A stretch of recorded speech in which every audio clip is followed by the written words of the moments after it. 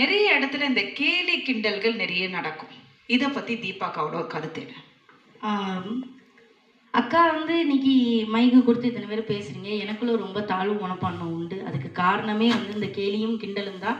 இளமையில ஒரே ஒரு தடவை நான் கொடை பிடிச்சிட்டு போனப்போ ஒரு பையன் என்னைய பார்த்துட்டு கொடை பிடிச்சிட்டு வர்ற மூஞ்சியை பாரு, இது பெரிய ஐஸ்வர்யா ராயை நினைப்பன்ட்டான். அது என்னால் மறக்கவே முடியல. ஐஸ்வர்யா ராயா இருந்தால் தான் வெயிலுக்கு கொடை பிடிக்கணும்னு ஏதாவது இருக்கா? இல்லை. அப்படிங்கும்போது அந்த அழுத்தம், அந்த ஆழம், அந்த மறுக்கப்படுறது, அழகா இருக்கிற பெண்ணு, இந்த கதைகள் சொல்லுவாங்க பார்த்தீங்களா, ஒரு ஊர்ல ஒரு ராஜகுமாரி இருந்த, அவ பேரழகி, அவளை அடையிறதுக்கு எல்லாரும் போராடினாங்க. இவங்க பேரழகுன்றது வெறும் வெளி தோற்றத்தை மட்டுமே பிரதிபலிக்கப்படுகிறதே ஒழிய அந்த பெண்ணுக்குரிய அவள் நல்ல பெண், இத்தனை நல்ல குணங்கள் உடைய பெண், அவளை அடையிறதுக்காக அந்த பையன் 7 கடல் 7 மலை தாண்டி போனான்னு எந்த கதையிலுமே சொல்லப்படலை. அது அந்த காலத்துல இருந்து இந்த காலம் வரைக்கும் மறக்கப்படாத ஒரு உண்மை. ஓகே ஃபைன் அக்கா, ஒரு சில போட்டோஸ் இருக்கு உங்களுக்காக, அதை பார்த்த உடனே என்னன்னு சொல்லிடுறீங்களா? இப்படி திரும்பிங்க அக்கா. ஐயா, அக்கா படிக்கவே ஆனா நான் வந்து வக்கீல் ஆயிட்டேன், டாக்டர் ஆயிட்டேன், எல்லாமும் ஆயிட்டேன். அதுக்கு என்னுடைய சினிமாதான் காரணம். ஆனா என்னோட கேள்வி அது இல்லை. இப்ப நீங்க வந்து ஒரு லாயர், ஒரு வக்கீலாக, தீபா வக்கீல், ஓகேவா? இப்போ இன்னைக்கு சமுதாயத்துல நிறைய விஷயங்கள் நடந்துட்டு இருக்கு. இந்த ஒரு விஷயத்துக்கு சோபனா எனக்கு ஒரு தீர்ப்பு நான் சொல்லுறேன். எந்த விஷயத்துக்காக தீர்ப்பு சொல்றதா? 2 விஷயத்துக்கு சொல்வேன். இப்போ வந்து ஒரு பிள்ளை வந்து இப்போ அடிச்சிட்டாங்க என்னையா அப்படின்னு ஃபோன் பண்ணா என்னம்மா பண்றது? அட்ஜஸ்ட் பண்ணி தானே போ. நான் மட்டும் அக்கா உண்மையிலே போலீஸா இருந்தேன்னு வச்சுக்கைய, எவன் பொம்பளைய நடு ரோட்ல இழுத்து போட்டு அடிக்கிறானோ அவன் கையெல்லாம் மாவு கட்டுவோட தான் டெய்லி கிடக்கும். கண்ணை மூடிட்டு அடிக்கிற போலீஸ்காரி நான் கிடையாது. ஏன்னா இவ்வளோ சேட்டை பண்ணுவாள் தெரியும், தெரிஞ்சுக்கிட்டு தான் கையை வைப்பேன். ஓகே, ஸோ அடுத்த போட்டோ பார்த்து அக்கா எனக்கு ரொம்ப சந்தோஷம் போல. இல்ல, ஒரு நாளையில எத்தனை பதவி வகிச்சுன்றதை யோசித்து பார்த்தேன். இப்ப நிறைய பேர் வந்து சிஎம் ஆகணும் அந்த மாதிரி விஷயங்கள்லாம் இருக்கும் பொழுது, அது நிறைய பேர் சிஎம் ஆகணுங்கிறவங்கிட்ட போய் அந்த மாதிரி பதவிகள் எல்லாம் கொடுங்க அம்மா, இத சொல்லி பதவியை கொடுங்கன்றீங்க. வாய் சும்மா இருக்காதுல, ஏதாவது சொல்ல போய் இப்பவே சொல்லிட்டீங்களே பதவியை கொடுங்கம்மான்றீங்க. யாரு கொடுக்க சொல்றீங்க சிஎம் பதவியை? நான் சொல்லலே, நீங்க தான் பதவியை கொடுங்கன்றீங்க. நான் இல்லம்மா. என்னக்கா ஓட்டு கன்ஃபார்ம் போல? ஓகே, கவனமா பூட்டி கொள்வேன் வாயை. ஐயோ, சிரிப்பே மாட்டி கொடுத்துற போல இருக்கு. பட் அக்கா, ஜோக்ஸ் அபார்ட், இப்போ சிஎம் ஆயிட்டீங்க, ஓகேவா? ஒரு கெத்தா இருங்க, கம்பீரமா. வேற வழி இல்லை, ஒரு நாள் சிஎம். ஸோ அந்த மாதிரி அன்னைக்கு நீங்க ஃபர்ஸ்ட் ஒரு பெண்களுக்கான போடக்கூடிய ஒரு கையெழுத்து எந்த விஷயத்துக்காக இருக்கும்? ரொம்ப அறிவுபூர்வமான ஒரு கேள்வி. உண்மையிலே வந்து பெண்களுக்கான கையெழுத்து அப்படின்னா, எனக்காக ஒரு தடவை வேண்டாம், அது வீட்டு பத்தியா இப்போ வாயை கிளறா பத்தியம். உண்மையிலே அவங்களுடைய கல்வி மேம்பாட்டுக்காக தான் இருக்கும். ஏன்னா ஒரு பொம்பளை பிள்ளை படிச்சுட்டான்னா அவளுக்கு எந்த துணையுமே தேவையில்லை. இப்போ நம்ம யாருக்காவது கஷ்டமா ஒரு இது வச்சு கொடுத்துட்றேன், கடை வச்சு கொடுத்துட்றேன், இதை வச்சு கொடுத்துட்றேன்னு ஏதாவது ஒன்று சொல்லலாம். உண்மையிலே ஒரு பொம்பளை பிள்ளை படிச்சுட்டான்னா அந்த குடும்பம் எப்படியோ ஒரு ஹை லெவலுக்கு வந்திருக்கும். அன்னையிலேருந்து, பாரதியிலேருந்து அதை தான் சொல்கிறான். ஒரு ஆணுக்கு ஒரு குழுவாக நீங்கள் கல்வி கற்றுக் கொடுக்கறத விட ஒரு பொம்பளை பிள்ளைக்கு கல்வியை கற்றுக் கொடுத்துட்டா அது குடும்பத்தையே தூக்கி நிறுத்திடும். அதனால் அந்த சமுதாய மாற்றத்துக்கு முதல்ல நம்ம கல்வியை பெண் பிள்ளைகளுக்கு கொடுக்கணும். அந்த பிள்ளைகளுக்கெல்லாம் இலவச கல்வி, எந்த ஸ்கூலுக்கு போனாலும் சரி, எந்த கல்லூரிக்கு போனாலும் சரி, பெண்களுக்கு இலவச கல்வி கற்றுக் கொடுக்கணும்னு ஒரு கையெழுத்து போடுவேன். சரி, நான் என்ன தெரியுமா நினைச்சேன், கடைசி ஒரு கேள்வி என்ன தெரியுமா, இப்ப சிஎம் ஆயிட்ட பிறகு நான் நினைச்சேன், நான் ஆட்சிக்கு வந்தேன்னா 2000 ரூபாய் இது தருவேன், 3000 ரூபாய் அதை பண்ணுவேன். இல்ல இது நான் என்ன கேட்குறேன், 2000 ரூபா 3000 ரூபா கொடுக்குறதுக்கு என்ன பிச்சையா போடுறோம்? டேய், கல்வியை கொடுத்து அவ சம்பாதிச்சா அவ குடும்பத்தை அவ காப்பாத்திட்டு போறான்.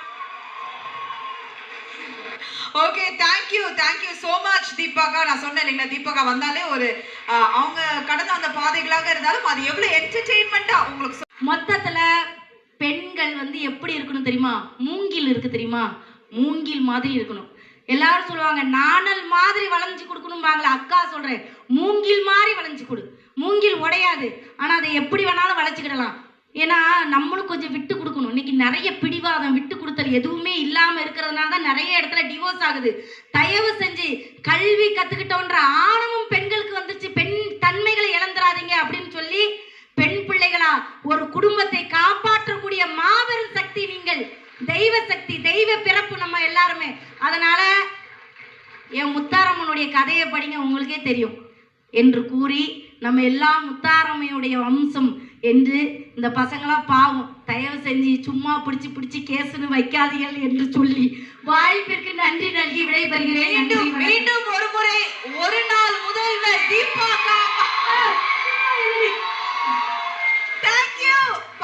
ஒரு நாள் முதல்வர் தீபா முதல்வரானா முதல்ல போடுற கையெழுத்து கல்வி, ரெண்டாவது போடுற கையெழுத்து இவள மாதிரி ஆட்கள் எல்லாம் வெளியில விடாதீங்க, நிரந்தரமா ஜெயில போட்டுங்கன்று. மாதராய் பிறந்திட மாதவம் செய்திட வேண்டும். எல்லாருக்கும் மகளிர் தின நல்வாழ்த்துக்கள். உங்களெல்லாம் பார்க்கும்போது தோட்டத்துல ரோஜா மலர்கள்லாம் மலர்ந்து அப்படியே அது கேட்டா உங்க முகலாம் ஆடுது. பசங்கெல்லாம் பிள்ளைகளை ரசிக்கணும்ல, இப்படியெல்லாம் மூஞ்ச தொங்க போட்டுட்டு இருப்பிய. இப்போ ஒரு தாயா அவங்க கிட்ட பேச போறது இல்லை, இங்க இருக்கிற தம்பிமார்கள்ட்ட தான் பேச போறேன். எல்லாரும் எப்படியா இருக்கிய? ஆமா, என்ன அப்படின்னு கேட்டீங்கன்னா, இதுல இத்தனை தம்பிமார்கள் இருக்கிறீங்க. டெய்லி உங்க அம்மா உங்களுக்கு டிஃபன் கேரியர்ல சாப்பாடெல்லாம் செஞ்சு கொடுத்து அனுப்பிக்கிட்டே இருக்காங்க இல்லையா? என்னைக்காவது ஒரு நாள் யாராவது ஒருத்தர் அம்மா கஷ்டப்படுறாங்களே, ஒரு நாள் நம்ம சமைப்போம்னு எந்த பையனாவது சமைச்சு கொடுத்தேன்னு கையை தூக்கு பார்ப்போம்.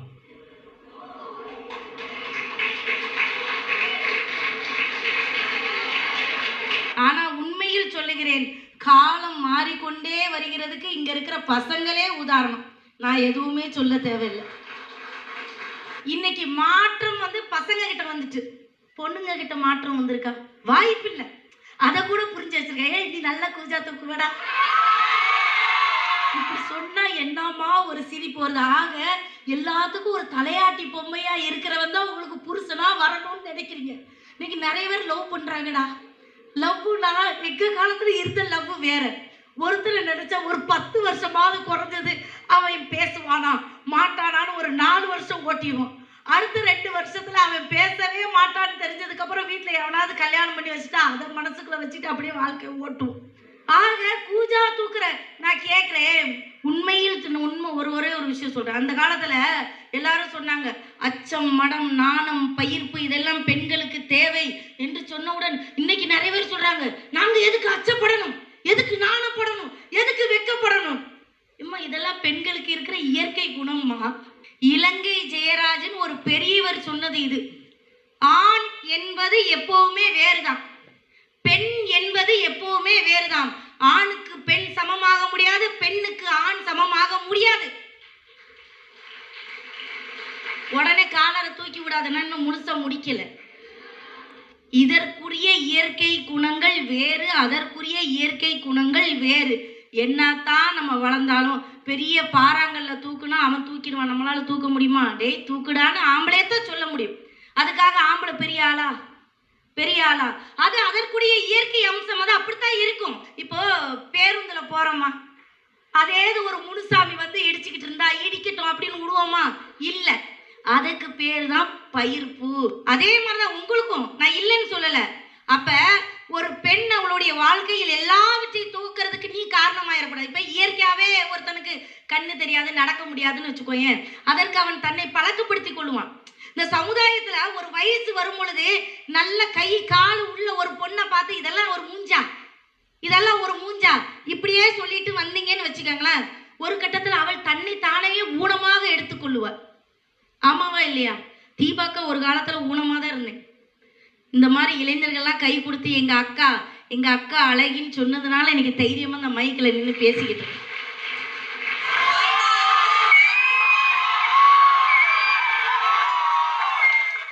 நிறைய பேர் சொல்லுவாங்க, மயில் இருக்குல்ல, மயில் எவ்வளவு அழகா இருக்கும் தெரியுமா? என் காக்கா அழகா இருக்காதான்னு கேட்கிறேன். இப்ப நான் உண்மையை சொல்றையா, பொய் சொல்லல. டாக்டர் படம் நடிச்சிட்டு இருக்கும்போது நாங்க எல்லாரும் கோவால இருந்தோம். சிவகார்த்திகேயன் சார் அந்த பக்கம் இருந்து மேக்கப் போட்டு இதே பார்க்குறேன். இதுல ஏதோ ஒன்று கலப்படத்துல கொஞ்சம் கலரா வந்துட்டுனா, ஓ இது ஒரு மாதிரி வித்தியாசமா இருக்கேன்றதுதான் உன் கண்ணுக்கு அழகா தெரியுது. இப்ப பொம்பளை பிள்ளைங்க ஒரு காலத்துல நாங்களாம் சேலை தாயா கட்டணும். சேலை கட்டலன்னா நாங்களாம் பொம்பளைங்க இல்லை, எங்களுக்கு உடனே ஒரு முத்திரை குத்திடுவாங்க. இப்ப கூட நான் கல்யாணம் முடிஞ்சப்ப எங்க அம்மா வந்து அந்த காலத்துல பிஏ முடிச்ச பட்டதாரி. எனக்கு வந்து அப்ப சுடிதார் வந்து பயங்கர ஃபேமஸ். கிராமத்துல எல்லாம் பெண்கள்லாம் நாங்க சுடிதார் போட்ட பெரிய ஹை கிளாஸ் ஃபேமிலி தான் சுடிதார் போடுவோயா. கல்யாணம் முடிச்சியா எங்க மாமியார் சுடிதாரை போட்டுட்டா வாரா, ஊர்ல எல்லாரும் எல்லாம் பேசுவாங்க. இன்ன வரைக்கும் நான் சேலை கட்டினாதான் ஊருக்குள்ள காலையே வைக்க முடியும். இவ்வளவு படம் நடிச்சுட்டே இல்லை நடிகைன்னு போக முடியுமா? ஆனா இன்னைக்கு சுடிதார் பாட்டா இன்னைக்கு பல்ல பசங்க யாராவது வித்தியாசமா பாப்பீங்களா? பார்க்க மாட்டீங்க. ஏன்னா அது பழக்கப்பட்டுருச்சு. அதே மாதிரி பெண்கள் உடுக்கக்கூடிய ஆடைகள் எல்லாமே இன்னைக்கு பழக்கம் தான். இப்ப வெளிநாட்டுல பாத்தீங்கன்னா நீச்சல் குளத்துல குளிக்கிறதுக்கு எல்லாம் என்னது கவர்ச்சி உடையில. ஆமா ஐயே எல்லாம் தெரிஞ்சு வச்சிருக்காப்பாவா. பாடத்துல இப்ப ஒரு பாட காப்பியம் கேட்பேன். எனக்கு பேச இது மட்டும் இல்லடி, வரலாற்று கதைகள்லாம் கேட்பேன். சொல்லது தெரியலன்னு வச்சுக்கே, ஏன் நானே அதை எப்படி சொல்றதுன்னு இல்லை. பிள்ளைங்க இதுதான் நான் சொல்றதுக்கு கூச்சப்படுற சடக்குன்னு சொல்றா பத்தியா, ஆனா வைக்கப்படுற பத்தியா. இதாயா பெண்களுக்கு இயற்கை குணம், இதை மாற்ற முடியாது. இதுதான் நாணம்னு சொல்றது. நீங்க தான் ட்ரௌசர் போடணும், ஆனா நீங்க குழாய மாட்டிட்டு போறீங்க. நாங்க யாராவது கேட்கிறோம ஏன்டா இந்த ட்ரெஸ்ஸை போட்டேன் கேட்கிறோமா? இந்த உடைக்காகவே ஒரு பெரிய போர்க்களமே நடந்துச்சு. தெரியுமா தெரியாதா? தெரியும் தானே. என்ன கதை சொல்லு பாப்போங்க. வா இங்க வா, நீதான் அழுத. இங்க வா இங்க வா. புசுக்கு புசுக்குன்னு பொம்பளையில அழுதுருவாள்வ. நான் கூட உடனே அழுதுருவேன், நான் உடனே சிரிச்சிருவேன். அழுகிறதுனால பெண்களை கோழைகள்னு நினைச்சுக்கிடாது. உண்மையிலே கோழைகள் யார் தெரியுமா? ஒரு பெண்ணுடைய தைரியம் இருக்கிற வரைக்கும் தான் ஒரு ஆம்பளையா இருப்பான். உண்மை அதுதான்டா. எனக்கு பிரசவ வார்டில் எனக்கு குழந்தை பிறந்தது. பிரசவ வார்டில் தான் குழந்தை பிறக்கிறதுக்கு முறைக்காத குழந்தை பிறந்துச்சு.